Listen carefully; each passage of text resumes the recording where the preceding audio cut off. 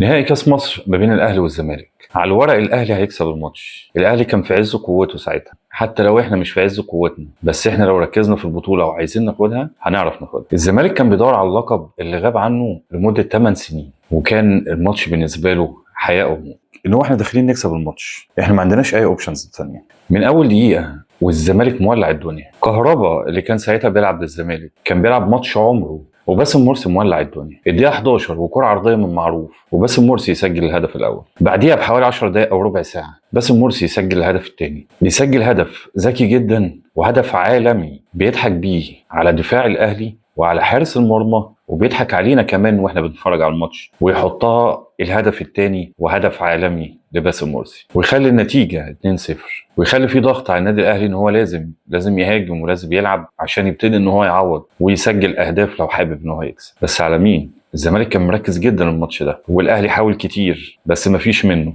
مش هتكسب ومش هتحط جوان عشان الماتش يخلص 2-0.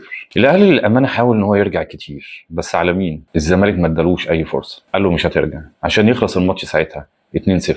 والزمالك ساعتها وصل للاهلي معلومه كبيره جدا، اللي هو حتى لو انت في عز مستواك، وحتى لو احنا مش مرشحين على الورق ان احنا هناخد البطوله او هنكسب الماتش، بس احنا عايزين نكسبه، فاحنا هنكسبه. الماتش يخلص والزمالك يرفع الكاس قدام لعيبه النادي الاهلي، وبصراحه ده كان ختام حلو للموسم. الزمالك ياخد فيه الدوري والكاس مع بعض في نفس السيزون. اتمنى لو عجبك الفيديو تعمل لايك وشير وسبسكرايب، ولو انت بتشوفنا على اي حاجه تانية غير اليوتيوب يعني اتمنى تخش تعمل اشتراك او تعمل سبسكرايب. كان معاكم محمود فاروق، اشوفكم الحلقه الجايه. لو عندك اي اقتراحات للفيديو او حابب تسمع عن حاجه معينه اتمنى تسيبها في الكومنتس، وان شاء الله اشوفكم الحلقه الجايه.